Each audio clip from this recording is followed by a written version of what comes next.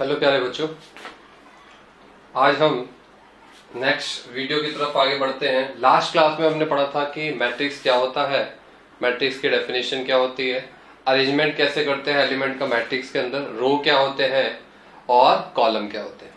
आगे हम next topic की तरफ बढ़ते हैं। आज हम जो पढ़ने वाले हैं वो पढ़ने वाले हैं order of matrix. Order of matrix क्या होता है और टाइप्स ऑफ मैट्रिक्स, जिसके अंदर ये सारे टाइप लिखे हैं, ये एक एक करके हम समझेंगे। तो आइए शुरू करते हैं अपना next section, order of matrix. Order of matrix में देखिए क्या होता है। Order of matrix, order of matrix में एक ऐसा मैट्रिक्स जिसके पास m rows and n column होते हैं। ऐसा मैट्रिक्स जिसके पास m rows and n columns होते हैं उसको हम रो ऑर्डर ऑफ मैट्रिक्स कह सकते हैं। कि रो कितने होते हैं और कॉलम कितने होते हैं ये आपको समझना पड़ेगा। थोड़ा एग्जांपल से समझते हैं। फॉर एग्जांपल ये हमारे पास है 1 2 3 एंड 4। तो इसमें रो कितनी है? 2 रो है। देखिए जरा, R1 this one and R2। कितनी रो है? 2। और इसी को लिखता हूं, अगर मैं रिपीट करता हूं और ऐसे लिखता हूं तो इसमें कॉलम कितने हैं हमारे पास? C1 C2, मतलब 2 कॉलम है हमारे पास। तो इस पूरे मैट्रिक्स को मैं ऑर्डर में कैसे लिखूंगा वो देख लेते हैं। 1 2 3 4। तो कितने रो हैं? R1 R2, एक रो, दूसरी रो, एक कॉलम, दूसरा कॉलम C2, एक बार C1 C2। अब इसमें देखिए जरा, इसको लिखेंगे कैसे? कितने इसमें रो हैं? 2 रो हैं, तो यहां लिख देंगे 2। कॉलम कितने हैं? यहां लिख देंगे 2 कॉलम है और 2 रो है। तो ये लिख दिया हमने 2 बाय 2 मैट्रिक्स। कई बच्चे क्या करेंगे, इसे पढ़ेंगे 2 इंटू 2। इसको 2 इंटू 2 नहीं पढ़ सकते आप, इसे पढ़ेंगे 2 बाय 2 मैट्रिक्स। तो इसका मतलब ये हुआ RC। इसका मतलब हमेशा आपको सबसे पहले R लिखना है और फिर C लिखना है। इसका मतलब रो पहले आता है और कॉलम बाद में आता है। इसे RC से याद रख लेंगे आप लैंडमार्क के लिए। जैसे गाड़ी की RC होती है, उससे आप इसे याद रख लेंगे कि जो पहले रो आता है और बाद में कॉलम आता है। अगर इस मैट्रिक्स के अंदर रो 2 है तो पहले यहाँ 2 आएगा और कॉलम्स के बाद 2 है, तो यहाँ पे हमेशा ये याद रखना है। तो इसका ऑर्डर ऑफ मैट्रिक्स क्या हो गया? 2 बाय 2 का हो गया। ऑर्डर ऑफ मैट्रिक्स कितना हो गया? 2 बाय 2 मैट्रिक्स। थोड़े से और एग्जांपल देख लेते हैं क्या है। एक मैट्रिक्स दे रखी है हमें 2 3 1 4 2 3। अब देखिए यहाँ पे रो कितने हैं? R1 एक रो, R2 दूसरा रो, कॉलम कितने? C1 C2 and C3। ये हो गई ना हमारी वर्टिकल लाइन या हॉरिजॉन्टल लाइन। तो इसमें पहले रो लिखते हैं, तो रो कितने हैं इसमें? 2, और कॉलम कितने हैं इसमें? 3। तो ये कितने बाय कितने का मैट्रिक्स हो गया? 2 बाय 3 का मैट्रिक्स हो गया। तो इसका जो ऑर्डर ऑफ मैट्रिक्स हो गया, ऑर्डर ऑफ मैट्रिक्स में ओ में लिख देता हूं। ऑर्डर ऑफ मैट्रिक्स कितना हो गया? 2 बाय 3 का मैट्रिक्स हो गया। एक और एग्जांपल से समझते हैं जरा इसे। क्या है? अगर लिखा 1 2 3 4 5 6 7 8 9। देखते हैं इसका ऑर्डर ऑफ मैट्रिक्स निकालने के लिए बोला गया कि इसका क्या ऑर्डर ऑफ मैट्रिक्स होगा। तो पहले देख लेंगे रो कितनी है। एक रो भाई हॉरिजॉन्टल लाइन, दूसरा रो, तीसरा रो। R1 लिख देंगे, R2 और R3। ठीक है, ये हमारी 3 रो हो गई। Column C1 C2 C3। तो ऑर्डर ऑफ मैट्रिक्स क्या हुआ? पहले रो लिखते हैं। RC है तो रो लिखेंगे पहले। रो कितने हैं? 3 and again 3 by 3। Order of matrix क्या हो गया इसका? 3 बाय 3। ये भी आपको समझ में आ गया। 2 एग्जांपल और करते हैं ताकि आपको अच्छे समझ में आ जाए। 1 2 3। एक ये कर लेते हैं, एक कर लेते हैं 1 2 3। इसका ऑर्डर ऑफ मैट्रिक्स क्या होगा? रो कितनी है इसमें? R1 R2 R3। कॉलम कितना है? 1। तो कितना हो जाएगा? 3 बाय 1 मैट्रिक्स। इसमें देखते हैं रो कितनी है? R1, कॉलम C1 C2 और C3। तो क्या हो गया? 1 बाय 3 का। तो ऑर्डर ऑफ मैट्रिक्स क्या हो गया इसका? 1 बाय 3। इसका भी 3 बाय 5। ठीक है, ये आपको समझ में आ गया होगा ऑर्डर ऑफ मैट्रिक्स किसे कहते हैं। अब कई बार इसी में एक क्वेश्चन अलग से सेपरेट पूछा जा सकता है कि इसमें नंबर ऑफ एलिमेंट कितने होंगे, इसमें नंबर ऑफ एलिमेंट कितने होंगे, तो कैसे निकालते हैं, 2 3 जा 6, तो इसमें नंबर ऑफ एलिमेंट कितने हैं हमारे पास 6, देख लीजिए आप 1 2 3 4 5 6, इसके अंदर 6 एलिमेंट है, इसमें कितने हैं 3 3 जा 9, तो ये नंबर ऑफ एलिमेंट निकालने का तरीका भी आपको समझ में आ रहा होगा। इसमें कितने एलिमेंट 3 1 जा 3, तो नंबर ऑफ एलिमेंट है 1 2 3, इसमें भी 3 एलिमेंट है, देख रहे हैं आप 3 एलिमेंट है इसके अंदर, ठीक है, तो ये आपको समझ में आ गया होगा ऑर्डर ऑफ मैट्रिक्स किसे कहते हैं। आइए आगे चलते हैं, टाइप्स ऑफ मैट्रिक्स क्या होता है वो देख लेते हैं। ऑर्डर ऑफ मैट्रिक्स आपको आ गया,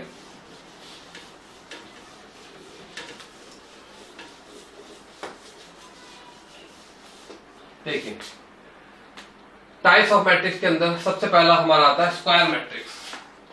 स्क्वायर मैट्रिक्स, स्क्वायर मैट्रिक्स आता है ऐसा मैट्रिक्स जिसके पास नंबर ऑफ रोज और नंबर ऑफ कॉलम दोनों बराबर हो, ऐसे मैट्रिक्स को हम स्क्वायर मैट्रिक्स कहते हैं। एग्जांपल समझते हैं जरा। एक मैट्रिक्स दे रखा है हमारे पास 1 2 3 4, ये कितने बाय कितने का ऑर्डर है 2 बाय, तो इसमें रो कितने 2, कॉलम कितने 2, इसका मतलब रो और कॉलम दोनों इसमें बराबर है, तो ऐसे मैट्रिक्स को हम कहते हैं स्क्वायर मैट्रिक्स। स्क्वायर मैट्रिक्स क्या होता है समझ में आ गया। आगे चलते हैं रेक्टेंगुलर मैट्रिक्स। रेक्टेंगुलर मैट्रिक्स ये क्या होता है वो देख लेते हैं, जिसमें number of rows is not equal to the number of column, मतलब रो और कॉलम इक्वल नहीं होंगे, ऐसे मैट्रिक्स को हम रेक्टेंगुलर मैट्रिक्स कहते हैं। एग्जांपल 1 2 3 4 5 6, ऑर्डर ऑफ मैट्रिक्स निकाल लेंगे इसका, 2 बाय 3 का मैट्रिक्स है, देखिए 2 रो है और 3 कॉलम, तो इसमें रो कितने हैं 2 और कॉलम कितने हैं 3, तो यहाँ पे R is not equal to C, that means row number of rows बराबर नहीं है नंबर ऑफ कॉलम के, ऐसे मैट्रिक्स को हम रेक्टेंगुलर मैट्रिक्स कहते हैं, ठीक है, नोट डाउन कर लीजिएगा। आगे चलते हैं हम,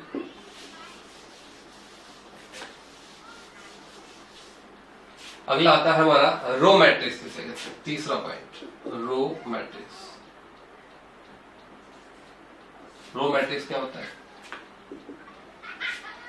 ऐसा मैट्रिक्स जिसके पास रोज नंबर ऑफ रोज 1 हो, ऐसे मैट्रिक्स को रो मैट्रिक्स कहते हैं। देखिए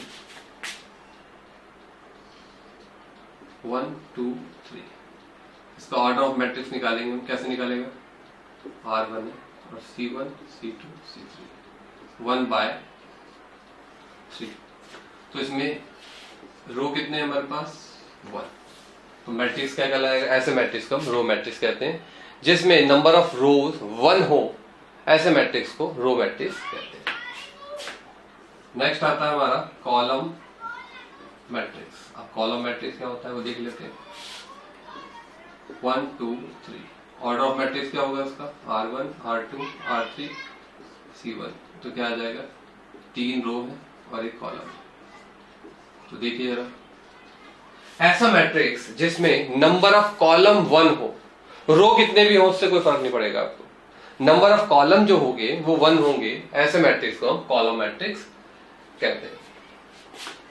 fifth one is zero matrix. Zero matrix क्या होता है, ऐसा मैट्रिक्स जिसमें सारे एलिमेंट, जो भी मैट्रिक्स के अंदर एलिमेंट का अरेंजमेंट है वो सारे एलिमेंट 0 हो, उसको हम बोलते हैं जीरो या नल मैट्रिक्स भी बोल देते हैं, इसे हम नल मैट्रिक्स भी बोल देते हैं। एग्जांपल, एक मैट्रिक्स दे रखा है हमें 0 0 0 0, देखिए सारे एलिमेंट क्या है 0, ये 2 बाय 2 का मैट्रिक्स है।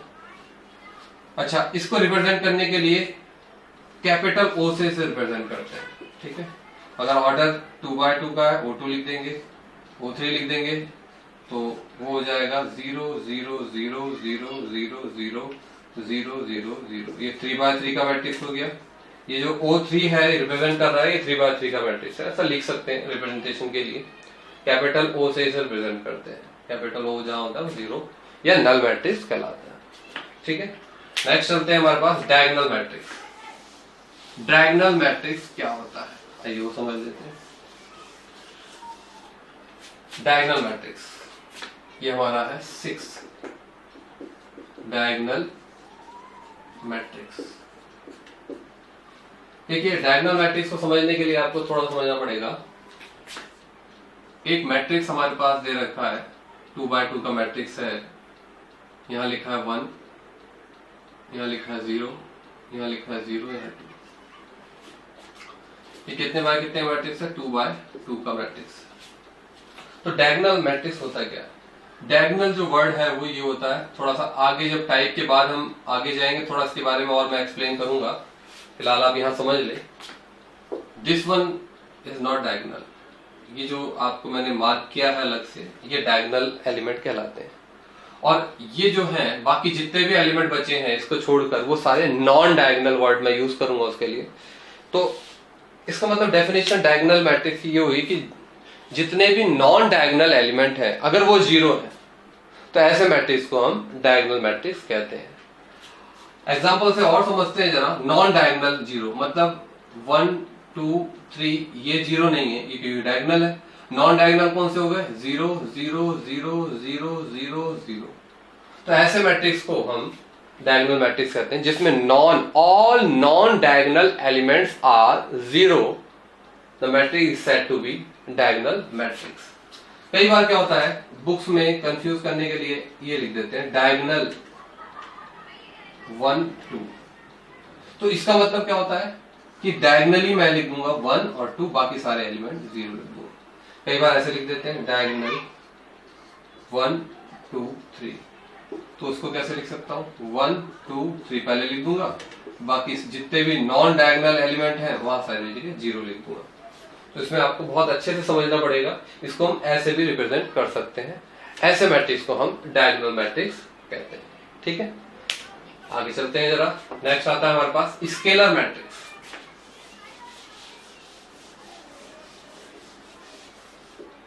स्केलर मैट्रिक्स क्या होता है? स्केलर मैट्रिक्स देखिए, S for scalar, S for same, सिर्फ लैंडमार्क के लिए है, आपको याद रहेगा इससे। तो अभी मैंने आपको बताया डायगोनल और नॉन डायगोनल में क्या डिफरेंस होता है।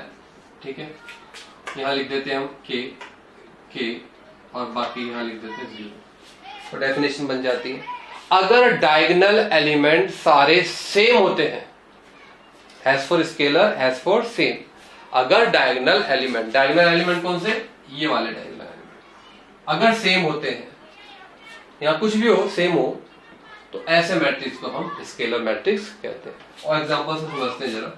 यहां पे लिख दिया मैंने बी बी बी, बाकी सारी जगह मैंने लिख दिया 0।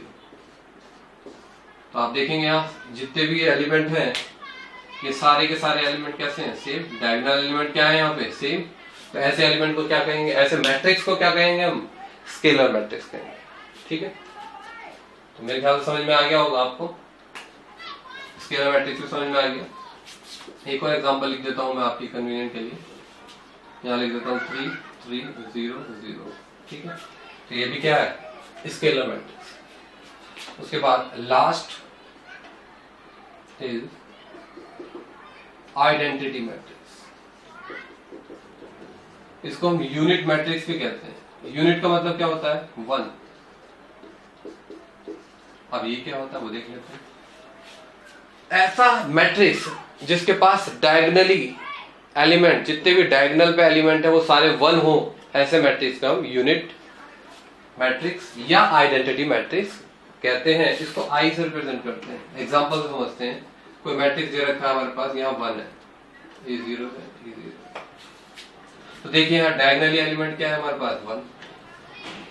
ठीक है, इसका मतलब ये हुआ कि ये यहाँ पे तो सेम है, इसका मतलब ये स्केलर मैट्रिक्स भी कहला सकता है। इसका मतलब ये हुआ कि ऑल स्केलर मैट्रिक्स, जितने भी स्केलर मैट्रिक्स, भाई यूनिट मैट्रिक्स तो हो गए जिसके 1 होते हैं, all the unit matrix are scalar but all the scalar matrix are not unit matrix. इसका मतलब आपने यहाँ पे थोड़ा सा आपको देखना पड़ेगा। अभी मैं आपको अलग अलग बताऊंगा ये। 1 1 1 0 0 0 0 0 0। ये क्या हो गया हमारे पास? यूनिट मैट्रिक्स या आइडेंटिटी। इसको I3 से रिप्रेजेंट कर सकते हैं। ये 3x3 का मैट्रिक्स है, इसलिए इसे हम I3 से रिप्रेजेंट कर सकते हैं। ठीक है, आपको मैंने सारे बता दिए, जितने भी टाइप्स हैं वो सारे आपको बता दिए।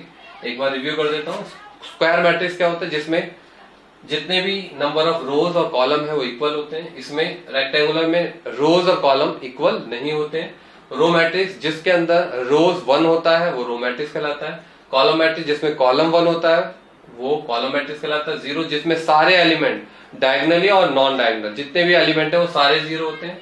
डायगनल मैट्रिक्स क्या होते हैं कि जितने भी डायगनल एलिमेंट है उनको छोड़कर नॉन डायगनल एलिमेंट सारे जीरो होते हैं। ऐसे मैट्रिक्स को हम डायगनल मैट्रिक्स कहते हैं। स्केलर मैट्रिक्स क्या होता है? जिसके अंदर डायगनल एलिमेंट सारे सेम होते हैं, उसे हम स्केलर मैट्रिक्स कह सकते हैं। और आइडेंटिटी मैट्रिक्स किसे कहते हैं? जिसके अंदर डायगनल एलिमेंट सारे 1 हो, स्पेशली बोल रहा हूं 1 हो, तो उसे हम यूनिट मैट्रिक्स कह सकते हैं। ठीक है, आपको आशा करता हूं सबको समझ में आ गया होगा। Thank you very much.